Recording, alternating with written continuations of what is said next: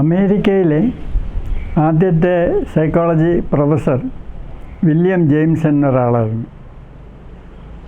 അദ്ദേഹം American society for സൈക്കിക്കൽ റിസർച്ചിൻ്റെ പ്രസിഡൻ്റായിരുന്നു.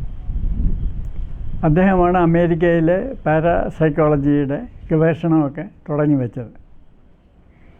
William മക്ഡൂഗൽ എന്ന ഒരു പ്രൊഫസർ ഇംഗ്ലണ്ടിൽ പാരാസൈക്കോളജി പ്രചരിപ്പിച്ച ആദ്യത്തെ ഒരു സൈക്കോളജി പ്രൊഫസറായിരുന്നു.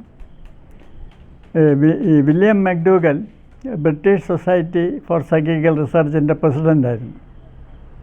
അപ്പോൾ അദ്ദേഹവും വില്യം ജെയിംസും തമ്മിലുള്ള ഇൻട്രാക്ഷൻ്റെ ഫലമായിട്ട് വില്യം മക്ഡൂഗൽ അമേരിക്കയിലേക്ക് പോവുകയും ഹാർവാർഡ് യൂണിവേഴ്സിറ്റി സൈക്കോളജി പ്രൊഫസറാകുകയും ചെയ്തു.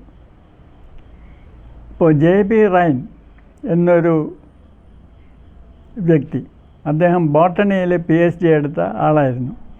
അദ്ദേഹത്തിന് ഈ പാരാസൈക്കോളജിയിൽ താല്പര്യമുണ്ടായി. അദ്ദേഹം വില്യം മക്ഡൂഗലിനെ ചെന്ന് കാണുകയും വില്യം മക്ഡൂഗലിൻ്റെ മേൽനോട്ടത്തിൽ സൈക്കിക്കൽ റിസർച്ച് പഠിക്കുകയും അതിൻ്റെ ഗവേഷണം ആരംഭിക്കുകയും ചെയ്തു. അപ്പോൾ ബ്രിട്ടീഷ് സൊസൈറ്റി ഫോർ സൈക്കിക്കൽ റിസർച്ച് ഈ നാച്ചുറൽ ഫിനോമിന, സ്പോണ്ടേനിയസ് കേസസ് പഠിക്കുന്ന ഒരു രീതിയാണ് അവലംബിച്ചിരുന്നത് അക്കാലത്ത്. അപ്പോൾ വില്യം മക്ഡൂഗൽ റൈനിനെ ഇങ്ങനെ ഈ മീഡിയംസിനെയും മറ്റും പഠിക്കുന്ന ഒരു രീതിയാണ് പഠിപ്പിച്ചത്. അപ്പോൾ അമേരിക്കയിൽ അക്കാലത്ത് വളരെ ജെനുവിൻ എന്ന് കരുതപ്പെട്ടിരുന്ന ഒരു മീഡിയത്തിനെ റൈൻ പോയി കാണുകയും അവരുടെ പ്രവർത്തനങ്ങൾ പഠിക്കുകയും ചെയ്തു. അപ്പോൾ ഈ മീഡിയം ഒരു സിയാൻസിൻ്റെ ഇടയ്ക്ക് കാല് കൊണ്ട് എന്തോ ചെയ്യുന്നത് കണ്ടത് അത് ഒരു ട്രിക്കാണെന്ന് റൈൻ മനസ്സിലാക്കി.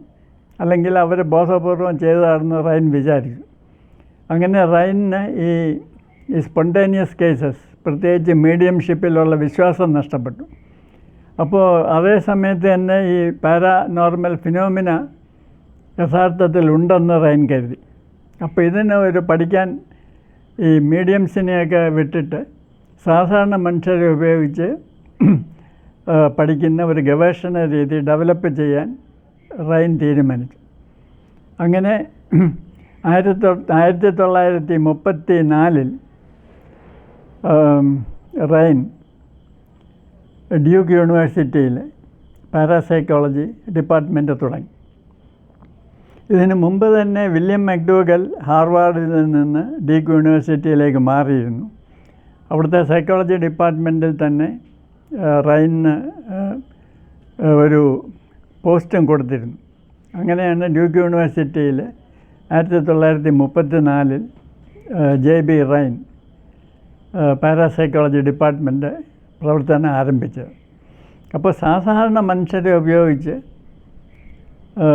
ESP, PK തുടങ്ങിയ സൈക്കപ്പാസിറ്റീസിൽ ഗവേഷണം ചെയ്യുക എന്നുള്ളതായിരുന്നു റൈൻ്റെ രീതി.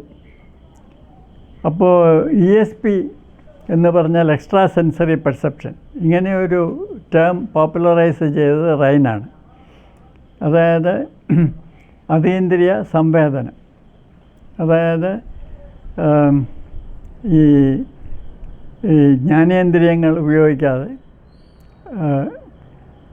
വസ്തുക്കളെപ്പറ്റിയോ മറ്റൊരാളുടെ മനസ്സിലുള്ള കാര്യങ്ങളെപ്പറ്റിയോ നടക്കാൻ പോകുന്ന സംഭവങ്ങളെപ്പറ്റിയോ അറിവ് കിട്ടുക. ശരിക്കും ഇതിന് എക്സ്ട്രാ സെൻസറി കോഗ്നിഷൻ എന്നായിരുന്നു പേര് കൊടുക്കേണ്ടതെന്ന് പിൽക്കാലത്ത് പലരും അഭിപ്രായപ്പെട്ടിട്ടുണ്ട്. എങ്കിലും എക്സ്ട്രാ സെൻസറി പെർസെപ്ഷൻ ESP എന്നുള്ള ഒരു പേര് പ്രചരിച്ചു. അപ്പോൾ ഇത് 3 തരത്തിലുണ്ട്. ടെലിപ്പതി, അതായത് ഇന്ദ്രിയങ്ങൾ കൂടാതെ മനസ്സുകൾ തമ്മിൽ നേരിട്ട് സംവേദിക്കുന്ന പ്രവർത്തനം. പിന്നെ ക്ലെയർവോയൻസ്, ഈ ഒരു വസ്തുവിനെ പറ്റിയുള്ള അറിവ് ഇന്ദ്രിയങ്ങളിൽ കൂടെ അല്ലാതെ കിട്ടുക, അതാണ് ക്ലെയർവോയൻസ്. പിന്നെ ഭാവി നടക്കാൻ പോകുന്നത് നേരത്തെ അറിയുക, അതായത് ഭാവി പ്രവചിക്കുക എന്ന് വേണമെങ്കിൽ പറയാം. ഇതാണ് പ്രീകോഗ്നിഷൻ. ഇത് 3 ചേർന്നതാണ് ESP. അപ്പോൾ ESP പഠിക്കാനായിട്ട് റൈൻ ഉപയോഗിച്ചത് സെനർ കാർഡ്സ് എന്ന് പറയുന്ന കാർഡ്സാണ്.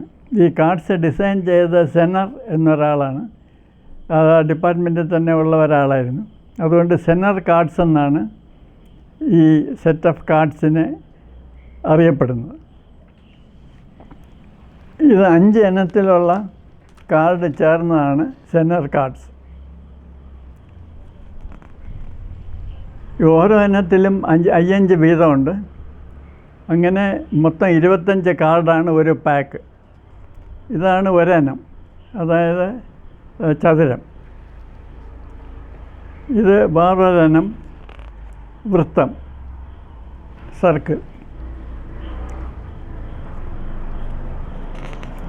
ഇത് വേറൊരിനം വേവി ലൈൻസ് എന്നാണ് പറയുന്നത്.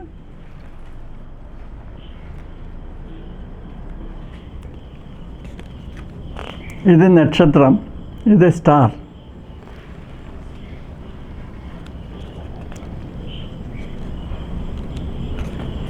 ഇത് ക്രോസ്, കുരിശ് അടയാളം എന്ന് പറയാം. അപ്പോൾ ഓരോ ഇനത്തിലും 5 എണ്ണം വീതം, ഇങ്ങനെ മൊത്തം 25 കാർഡ് ചേർന്നതാണ് ഒരു പാക്ക്. അപ്പോൾ ഇത് ക്ലെയർവോയൻസ് ടെസ്റ്റ് ചെയ്യാൻ വേണ്ടി ഈ കാർഡുകൾ ഒന്നുകിൽ ഒരു കവറിലാക്കുന്നു, എന്നിട്ട് ഈ കവറ് സബ്ജക്റ്റിനെ കാണിക്കുന്നു. അപ്പോൾ ഈ സബ്ജക്റ്റ് ഈ കാർഡ് ഏതാണെന്ന് ഗസ് ചെയ്യുന്നു. അപ്പോൾ അത് രേഖപ്പെടുത്തുന്നു. ഇങ്ങനെ 25 എണ്ണവും ഓരോ കാർഡുകളായിട്ട് സബ്ജക്റ്റിൻ്റെ മുമ്പിൽ പ്രസൻറ്റ് ചെയ്യുന്നു, കവറിൽ ആക്കിയിട്ട്. എന്നിട്ട് സബ്ജക്റ്റ് ഓരോന്നും ഗസ് ചെയ്യുന്നു. അങ്ങനെ 25 എണ്ണവും ഗസ് ചെയ്ത് കഴിയുമ്പോൾ എത്ര എണ്ണം ശരിയായിട്ട് ഗസ് ചെയ്തു എന്ന് നോക്കുന്നു. അപ്പോൾ ഈ ചാൻസ് മാത്രമാണ് ഈ കറക്റ്റായിട്ടുള്ള ഗസ്സിങ്ങിന് ആധാരമെങ്കിൽ 5 ഏറ്റവും സാധാരണയായിട്ട് വരേണ്ട കറക്റ്റ്. 25-ൽ 5, കാരണം 5 ഇനം 5 വീതം ആയതുകൊണ്ട്. അപ്പോൾ ഇത് വീണ്ടും റിപ്പീറ്റ് ചെയ്യാം. ഇങ്ങനെ സാധാരണ 4 പ്രാവശ്യം ഈ ഒരു പാക്ക് കംപ്ലീറ്റ് ഗസ് ചെയ്യുമ്പോൾ 100 ട്രയലായി. അതാണ് സാധാരണ ഒരു സ്റ്റാൻഡേർഡ് എക്സ്പെരിമെൻ്റ് ഒരാളിനെ വെച്ച് ചെയ്യുന്നത്. അപ്പോൾ ഇത് ചാൻസ് ലെവൽ 20ആണ്. അപ്പോൾ ഈ സാധാരണ ഈ ഒരു പാക്ക് ചെയ്യുമ്പോൾ അല്ലെങ്കിൽ ഒരു റൺ ചെയ്യുമ്പോൾ ഒരുപാട് പേരെ ടെസ്റ്റ് ചെയ്യുമ്പോൾ average number of correct hits 7 ആണെന്നാണ് കണ്ടുവരുന്നത്. ഇത് ഒരുപാട് പേരെ ടെസ്റ്റ് ചെയ്ത് ആവറേജ് എടുക്കുമ്പോഴാണ് സാധാരണ 7 വരുന്നത്. വാസ്തവത്തിൽ ചാൻസ് മാത്രമാണ് ഈ കറക്റ്റായിട്ടുള്ള ഗസ്സിന് ആധാരമെങ്കിൽ 5 വരേണ്ടത്. അപ്പോൾ ഈ അഡീഷണലായിട്ടുള്ള 2 എങ്ങനെ വരുന്നു എന്നുള്ളതാണ് പ്രശ്നം. അപ്പോൾ ചില ആളുകൾക്ക് ഈ 7-ലും കൂടുതൽ കറക്റ്റാവും, ചില ആളുകൾക്ക് 5-ലും കുറവായിരിക്കും. പക്ഷേ ആവറേജ് എടുക്കുമ്പോൾ 5-ന് പകരം 7 വരുന്നത്. അപ്പോൾ ഈ ഗിഫ്റ്റഡായിട്ടുള്ള സബ്ജക്ട്സ് എന്ന് പറയുന്നവർ ഈ 5-ൽ കൺസിസ്റ്റൻ്റായിട്ട് കൂടുതൽ കിട്ടുന്നവരാണ്. അവരെ വീണ്ടും വീണ്ടും ചിലപ്പോൾ ടെസ്റ്റ് ചെയ്തെന്ന് വരും. ഈ 5-ൽ കുറവ് കിട്ടുന്നവരെ, കൺസിസ്റ്റൻ്റായിട്ട് കിട്ടുന്നവരെ ചിലപ്പോൾ എലിമിനേറ്റ് ചെയ്യുന്നു വരും. പക്ഷേ എല്ലാവരെയും ടെസ്റ്റ് ചെയ്യുന്ന എല്ലാ ഡേറ്റയും കംപ്ലീറ്റായിട്ട് ഉപയോഗിക്കും, ഒരു ഡേറ്റയും കളയില്ല. ചില ആളുകളെ ടെർമിനേറ്റ് ചെയ്തെന്ന് വരും എന്നേ ഉള്ളൂ. അപ്പോൾ ഇങ്ങനെ ഒരുപാട് ആളുകളെ വർഷങ്ങളോളം 60കളുടെ അവസാനം വരെ ഈ ഡിപ്പാർട്ട്മെൻറ്റ് കണ്ടിന്യൂ ചെയ്തു. അപ്പോൾ ലക്ഷക്കണക്കിന് ട്രയൽസാണ് അവിടെ നടക്കുന്നത്. അപ്പോൾ ഇത് എങ്ങനെയാണ് സ്റ്റാറ്റിസ്റ്റിക്കലായിട്ട് എവാലുവേറ്റ് ചെയ്യുന്നത്? അതിന് ഈ പ്രോബബിലിറ്റി തിയറി അനുസരിച്ചുള്ള മെത്തേഡ്സാണ് ഉപയോഗിക്കുന്നത്.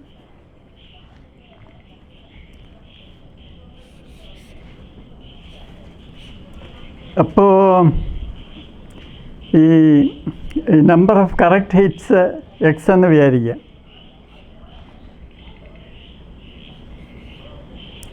ഇപ്പം 100 ട്രയലാണെങ്കിൽ ചാൻസ് ലെവൽ 20 അപ്പോൾ 100 ട്രയൽ കഴിയുമ്പോൾ എക്സ് മൈനസ് 20 അതാണ് ഈ ചാൻസിനേക്കാൾ കൂടുതലുള്ളത്. അതായത് ഒരു റണ്ണിൽ 7 കറക്റ്റായിട്ട് വരുന്നതെങ്കിൽ 4 സെറ്റ് റൺ കഴിയുമ്പോൾ 28 വരുന്നത്. അപ്പോൾ 28 മൈനസ് 20. അപ്പോൾ ഇതിൻ്റെ സ്റ്റാറ്റിസ്റ്റിക്കൽ സിഗ്നിഫിക്കൻസ് ടെസ്റ്റ് ചെയ്യാൻ ഒരു ഫോർമുല ഉണ്ട്. ഇപ്പോൾ 100 ട്രയലാണ് ആകെ ഉള്ളെങ്കിൽ 4 റൺ ആണെങ്കിൽ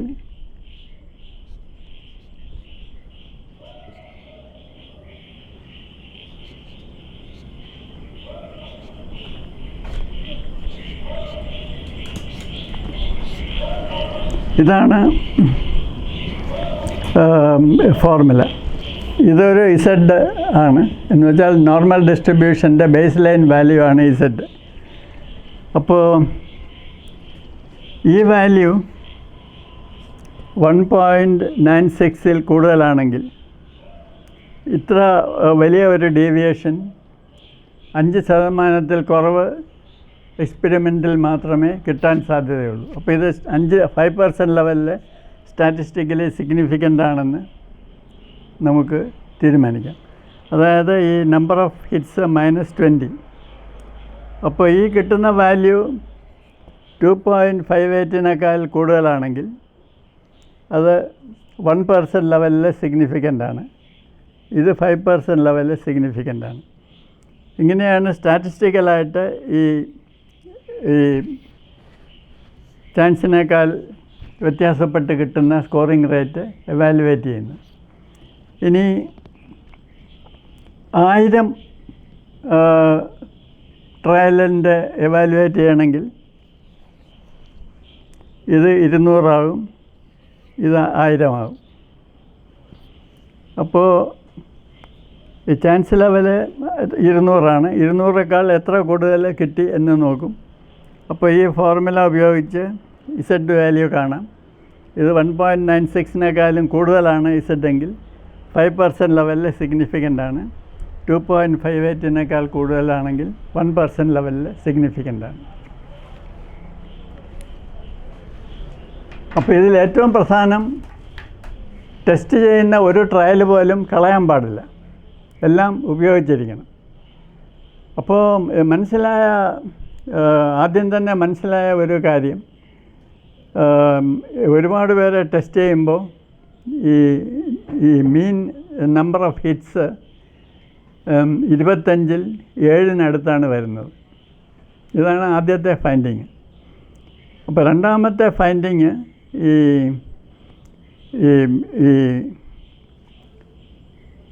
ഈ പാക്ക് ഒരു മുറിയിലും ഈ ക്ലയൻസ് വേറൊരു മുറിയിൽ ആണെങ്കിലും റേറ്റിന് വ്യത്യാസമൊന്നും വരുന്നില്ല. ഈ പ്രസൻറ്റേഷൻ ഒരു സ്ഥലത്തും ഈ സബ്ജക്റ്റ് വേറെ വളരെ ദൂരെയുള്ള ഒരു സ്ഥലത്താണെങ്കിലും ഈ റേറ്റിന് കുറവൊന്നും വരുന്നില്ല.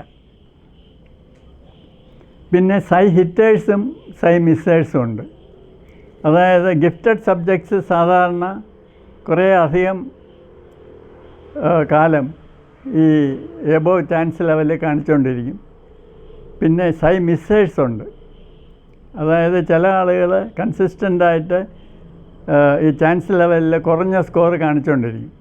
അപ്പോൾ ഇത് ഒരു വ്യക്തിയുടെ വ്യക്തിത്വ പ്രത്യേകതകളുമായിട്ട് ബന്ധപ്പെട്ട് കിടക്കുന്നുവെന്ന് മനസ്സിലായി. അപ്പോൾ ഇവരുടെ പേഴ്സണാലിറ്റിയും ഈ സ്കോറിംഗ് റേറ്റും തമ്മിൽ റിലേറ്റ് ചെയ്ത് സ്റ്റഡീസ് നടത്തിയപ്പോൾ ഈ വ്യക്തികളുടെ പേഴ്സണാലിറ്റിയും അവരുടെ സ്കോറിംഗ് റേറ്റും തമ്മിൽ ബന്ധമുണ്ടെന്ന് മനസ്സിലായി. ഈ വളരെ അഡ്ജസ്റ്റഡ് ആയിട്ടുള്ള ആളുകൾക്ക് അവരുടെ വിശ്വാസത്തിന് അനുസരിച്ചുള്ള സ്കോറിംഗ് റേറ്റാണെന്നും അവർ കണ്ടു. അതായത് വളരെ അഡ്ജസ്റ്റഡ് ആയിട്ടുള്ള ഒരാൾക്ക് ഈ ക്ലെയർവോയൻസിൽ വിശ്വാസമില്ലെങ്കിൽ അയാൾക്ക് കൺസിസ്റ്റൻ്റായിട്ട് ലോ സ്കോർ വരും. വളരെ അഡ്ജസ്റ്റഡ് ആയിട്ടുള്ള ഒരാൾക്ക് ഈ ക്ലെയർവോയൻസിൽ വിശ്വാസം ഉണ്ടെങ്കിൽ അയാൾക്ക് കൺസിസ്റ്റൻ്റായിട്ട് എബോവ് ചാൻസ് സ്കോർ കിട്ടും. പിന്നെ വേറൊരു കാര്യം മനസ്സിലായത്, ഈ trial to trial decrease in സ്കോറാണ്. ഇത് പ്രാക്ടീസ് കൊണ്ട് ഇത് കൂടുന്നില്ല, നേരെ മറിച്ച് കുറയുകയാണ്. ഒരുപാട് പേരുടെ ഡാറ്റ അനലൈസ് ചെയ്യുമ്പോഴാണ് ഈ എഫക്റ്റ് വളരെ പ്രോമിനൻ്റായിട്ട് വരുന്നത്. ഉദാഹരണമായിട്ട്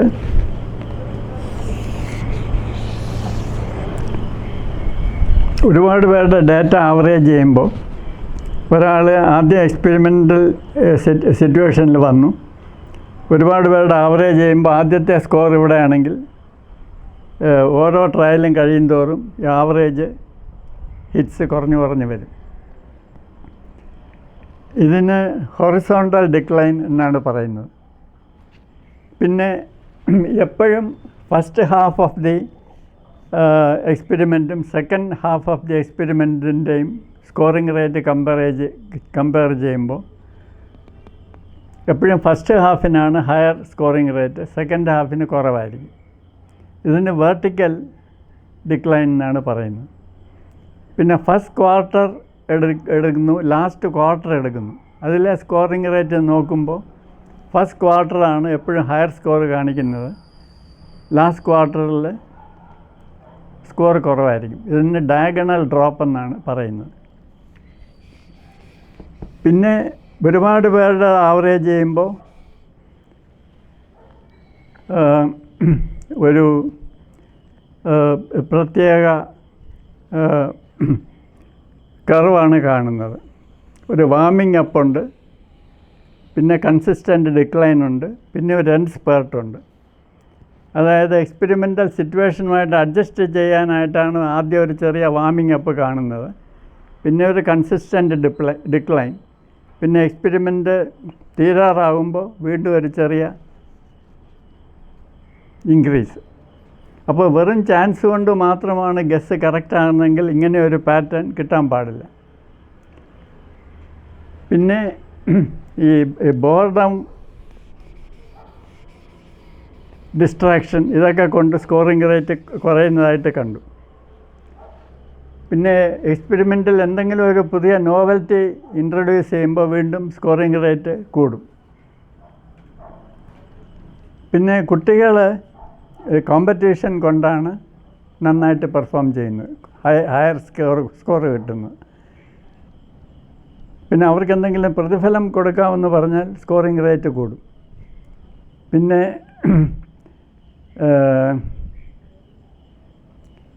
ഈ ചില ഡ്രഗ്സിൻ്റെ എഫക്റ്റ് നോക്കി. അപ്പോൾ ചില ഡ്രഗ്സ് സ്കോറിംഗ് റേറ്റ് കൂട്ടും. ഉദാഹരണമായിട്ട് കഫൈൻ. ഇപ്പോൾ കോഫി കുടിക്കുമ്പോൾ ചെറിയ ഒരു ഇൻക്രീസ് ഇൻ സ്കോറിംഗ് റേറ്റ് കാണും. ഇപ്പോൾ ചില ഡ്രഗ്സ്, ഉദാഹരണമായിട്ട് സോഡിയം അമിറ്റാൾ കൊടുത്തപ്പോൾ സ്കോറിംഗ് റേറ്റ് കുറഞ്ഞു.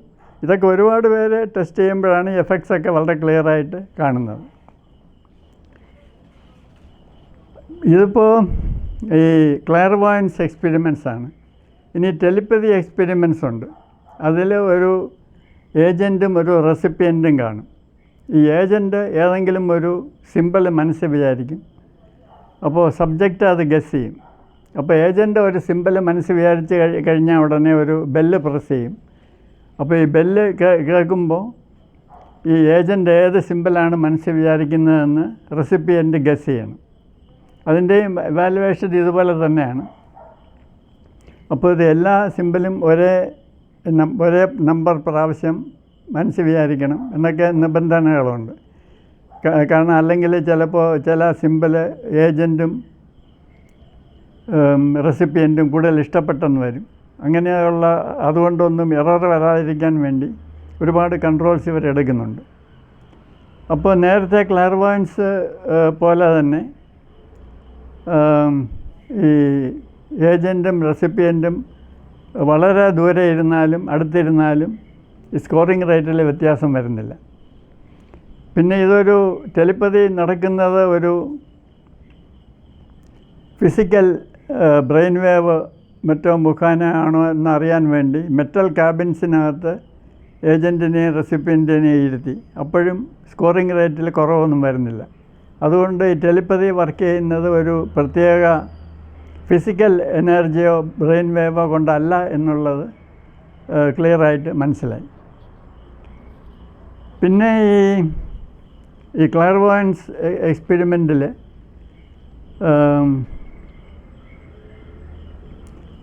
ഈ ടാർജറ്റിൻ്റെ പ്രസൻറ്റേഷൻ സ്പീഡ് കൂട്ടിയപ്പോൾ ഒരു ലാഗ് എഫക്റ്റ് കണ്ടു.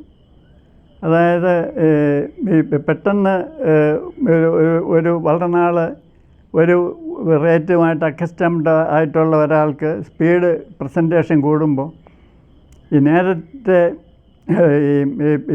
ആ സമയത്ത് പ്രസൻറ്റ് ചെയ്ത ടാർജറ്റിനോടല്ല പിന്നെ വരുന്ന ഒരു ടാർജറ്റിനോടാണ്, അല്ലെങ്കിൽ നേരത്തെ പ്രസൻറ്റ് ചെയ്ത ഒരു ടാർജറ്റിനോടാണ് റെസ്പോണ്ട് ചെയ്യുന്നതെന്ന് മനസ്സിലാക്കി. ഇതിനാണ് ലാഗ് എഫക്റ്റ് എന്ന് പറയുന്നത്. അതായത് സ്പീഡ് ഓഫ് പ്രസൻറ്റേഷൻ വ്യത്യാസപ്പെടുത്തുമ്പോൾ ഒരു കൺസിസ്റ്റൻ്റ് ആയിട്ടുള്ള ഒരു എറർ കാണാൻ തുടങ്ങി. ഇതാണ് ലാഗ് എഫക്റ്റ് എന്ന് പറയുന്നത്. പിന്നെ പ്രീകോഗ്നിഷൻ ടെസ്റ്റ് ചെയ്യാനായിട്ട് ഇനി അടുത്തതായിട്ട് പ്രസൻറ്റ് ചെയ്യാൻ പോകുന്ന കാർഡ് ഏതാണെന്ന് ആണ് ഈ സബ്ജക്റ്റ് ഗസ് ചെയ്യേണ്ടത്. അതായത് ഒരു കാർഡ് എക്സ്പെരിമെൻ്റർ റാൻഡമായിട്ട് അല്ലെങ്കിൽ ഹാഫ് ഹസാർഡായിട്ട് സെലക്ട് ചെയ്യുന്നതിന് മുമ്പേ ഏത് കാർഡാണ് സെലക്ട് ചെയ്യാൻ പോകുന്നതെന്ന് സബ്ജക്റ്റ് ഗസ് ചെയ്യണം. അതാണ് പ്രീകോഗ്നിറ്റീവ് എക്സ്പെരിമെൻറ്റ്സ്. അതിനും ഇതേ സിമ്പിൾസ് തന്നെയാണ് ഉപയോഗിച്ചത്. അപ്പോഴും ഇതുപോലെ consistently higher than chance level score കിട്ടാൻ തുടങ്ങി. പിന്നെ അടുത്തതായിട്ട് സൈക്കോകൈനസിസ് എക്സ്പെരിമെൻറ്റ്സ്. അതിന് ഇതുപോലത്തെ ചതുര കട്ടകളാണ് ഉപയോഗിച്ചത്. ഈ ചതുര കട്ടയ്ക്ക് 6 സൈഡുണ്ട്. അപ്പോൾ ചാൻസ് ലെവൽ 6-1 എന്നുള്ളതാണ് വ്യത്യാസം. നേരത്തെ 5-1 എന്ന് പറഞ്ഞതിന് പകരം ഇവിടെ 6-1. അപ്പോൾ അതിന് പ്രോബബിലിറ്റി കാൽക്കുലേറ്റ് ചെയ്യുമ്പോൾ അതനുസരിച്ചുള്ള അഡ്ജസ്റ്റ്മെൻറ്റ് ഫോർമുലയിൽ വരുത്തിയാൽ മതി. അപ്പോൾ ഈ പ്രീകോഗ്നിഷൻ സ്റ്റഡി ചെയ്തപ്പോൾ ഒരു കാര്യം മനസ്സിലായത്, മിക്കവാറും എല്ലാവർക്കും തന്നെ ഹയർ ദാൻ ചാൻസ് ലെവലിൽ സ്കോർ കിട്ടും. ഇത് വളരെ സർപ്രൈസിങ് ആയിട്ടുള്ള ഒരു ഫൈൻഡിങ് ആയിരുന്നു. അപ്പോൾ ഇത് മെഷീൻ കൊണ്ടാണ് ഇത് കുലുക്കി ഇടുന്നത്, അതൊരു വ്യക്തി ഇടുകയല്ല. അപ്പോൾ ഏതെങ്കിലും ഒരു സൈഡ് മുകളിൽ വരണമെന്ന് സബ്ജക്റ്റ് വിഷ് ചെയ്യുന്നു അല്ലെങ്കിൽ വില്ല് ചെയ്യുന്നു. ഇപ്പോൾ ഈ 6 സൈഡുണ്ട്. ഇപ്പോൾ ഉദാഹരണമായിട്ട് ഈ 6 എന്ന് മാർക്കുള്ള സൈഡ് മുകളിൽ വരണം കുലുക്കി ഇടുമ്പോൾ എന്ന് സബ്ജക്റ്റ് വിചാരിക്കുന്നു. അപ്പോൾ മെഷീനാണ് കുലുക്കി ഇടുന്നത്. അപ്പോൾ എത്ര പ്രാവശ്യം 6 മുകളിൽ വരുന്നു എന്ന് എക്സ്പെരിമെൻ്റർ നോട്ട് ചെയ്യുന്നു. അപ്പോൾ ഈ കട്ട ബയസ്ഡ് ആണെന്ന് വരാം. അതുകൊണ്ട് ഓരോ സൈഡും മാറി മാറി ടാർജറ്റ് ആകും സെയിം നമ്പർ ഓഫ് ടൈംസ്. അപ്പോൾ ഇവിടെയും ഒരു ഡിസ്പ്ലേസ്മെൻറ്റ് എഫക്റ്റ് കണ്ടിട്ടുണ്ട്. അതായത് ഈ സ്പീഡ് ഓഫ് പ്രസൻറ്റേഷൻ കൂട്ടുമ്പോൾ ഒരു പ്രീവിയസ് ടാർജറ്റ് ഇതിനോടാണ് സബ്ജക്റ്റ് കൂടുതൽ റെസ്പോണ്ട് ചെയ്യുന്നതെന്ന് കണ്ടിട്ടുണ്ട്. പിന്നെ ഈ ഡൈസ് ത്രോയിങ് എക്സ്പെരിമെൻറ്റിൽ ഈ ഹയർ ഡൈസിൻ്റെ കർവ് നേരത്തെ പറഞ്ഞ ഒരു പാറ്റേൺ കാണിക്കുമ്പോൾ ഈ ടാർജറ്റ് ചെയ്തത് ഹയർ ഫേസ് ആണെങ്കിൽ ഈ ലോവർ ഫേസിൻ്റെ കർവ് ഇതിൻ്റെ വാട്ടർ റിഫ്ലക്ഷൻ ഇമേജ് ആയിരിക്കും. ഇതിന് പ്രിഫറൻഷ്യൽ എഫക്റ്റ് എന്നാണ് പറയുന്നത്. അതായത് ഇപ്പോൾ ഹൈ ഡൈസാണ് ടാർജറ്റായിട്ട് വെച്ചിരിക്കുന്നത്.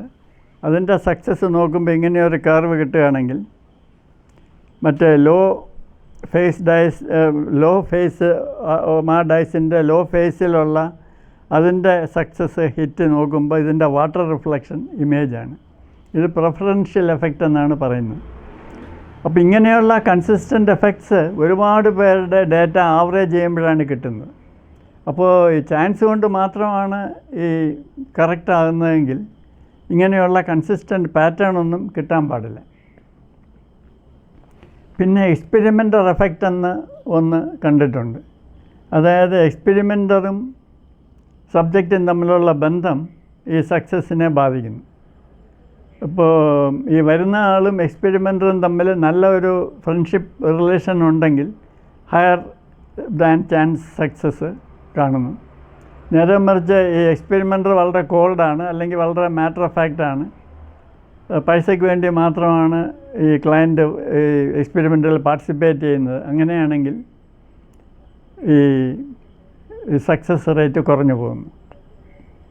അപ്പോൾ എക്സ്പെരിമെൻ്റൽ എഫക്റ്റ് കണ്ടതോടുകൂടെയാണ് ഈ പാരാസൈക്കോളജിയിൽ റിസർച്ച് നടത്തുന്നവരുടെ പേഴ്സണാലിറ്റിയും അവരുടെ ആറ്റിറ്റ്യൂഡ്സും ഈ എക്സ്പെരിമെൻ്റൽ റിസർച്ചിനെ ബാധിക്കുമെന്നുള്ള ഒരു ഫൈൻഡിങ് ശക്തമായിട്ട് വന്നത്.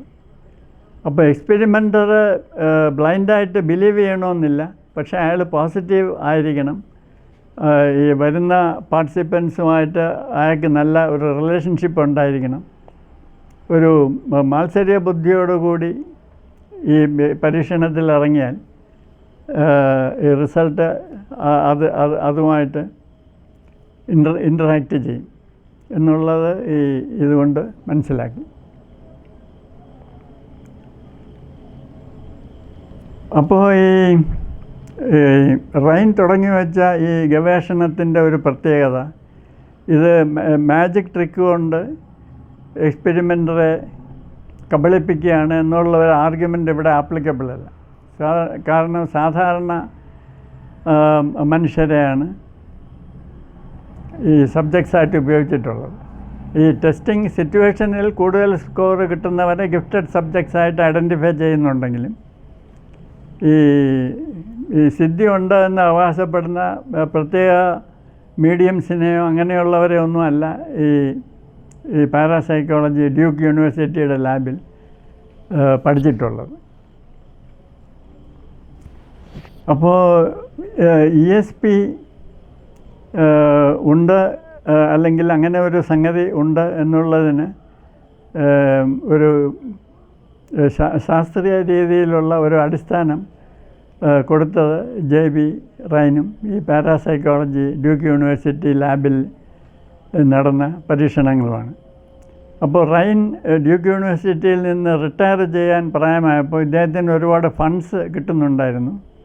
അപ്പോൾ ഇദ്ദേഹം ഡൂർഹാമിൽ തന്നെ നോർത്ത് കരോളിനയിൽ foundation for research into the nature of man എന്ന പേരിൽ ഒരു സ്വതന്ത്ര ഇൻസ്റ്റിറ്റ്യൂട്ട് തുടങ്ങി. അപ്പോൾ ഇദ്ദേഹവും ഇദ്ദേഹത്തിൻ്റെ കൂടുതൽ സ്റ്റാഫ് മെമ്പേഴ്സും അങ്ങോട്ട് മാറുകയും അവിടെ അദ്ദേഹം ഈ രീതിയിലുള്ള പരീക്ഷണങ്ങൾ തുടരുകയും ചെയ്തു. അപ്പോൾ ലോകത്തുള്ള ഒരുപാട് ശാസ്ത്രജ്ഞന്മാരും പ്രത്യേകിച്ച് മനഃശാസ്ത്രജ്ഞന്മാരും ഇതിനെപ്പറ്റി സംശയം പ്രകടിപ്പിച്ചു. അപ്പോൾ അക്കാലത്ത് ലോകത്തെ ഏറ്റവും ഒബ്ജക്റ്റീവ് മൈൻഡഡ് ആയിട്ടുള്ള സൈക്കോളജി പ്രൊഫസർ എന്നറിയപ്പെട്ടിരുന്നത് ഇംഗ്ലണ്ടിൽ ലണ്ടൻ യൂണിവേഴ്സിറ്റിയിലെ H.J. ഐസങ്ക് എന്നുള്ള ഒരു സൈക്കോളജി പ്രൊഫസറാണ്. അപ്പോൾ അദ്ദേഹം ഒരുപാട് മനഃശാസ്ത്ര ഗവേഷണം നടത്തി പ്രസിദ്ധി നേടിയ ഒരു പ്രൊഫസറാണ്. ലോകത്തിൻ്റെ എല്ലാ ഭാഗത്തു നിന്നും ഗവേഷണ വിദ്യാർത്ഥികൾ അദ്ദേഹത്തിൻ്റെ കൂടെ ഗവേഷണം ചെയ്യാനായിട്ട് പോയിരുന്നു. ഇപ്പോൾ കേരള യൂണിവേഴ്സിറ്റിയിൽ സൈക്കോളജി ഡിപ്പാർട്ട്മെൻറ്റ് തുടങ്ങിയ E.I. ജോർജ് സാറ് ഈ ഐസങ്കിൻ്റെ കൂടെയാണ് PhD എടുത്തത്. അപ്പോൾ ഇന്ത്യയിലെ മറ്റ് പല യൂണിവേഴ്സിറ്റികളിലും സൈക്കോളജി ഡിപ്പാർട്ട്മെൻറ്റിൻ്റെ ആദ്യകാല പ്രൊഫസേഴ്സ് ഈ ഐസങ്കിൻ്റെ കൂടെ ഗവേഷണം ചെയ്തവരാണ്.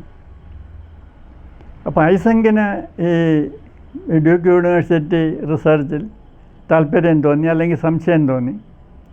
അപ്പോൾ ഡ്യൂക്ക് യൂണിവേഴ്സിറ്റിയിൽ നടന്ന ഗവേഷണങ്ങളെപ്പറ്റി അദ്ദേഹം പഠിക്കുകയും അദ്ദേഹത്തിൻ്റെ ലണ്ടൻ യൂണിവേഴ്സിറ്റി ലാബിൽ ഈ പരീക്ഷണങ്ങളൊക്കെ ആവർത്തിച്ച് നോക്കുകയും ചെയ്തു.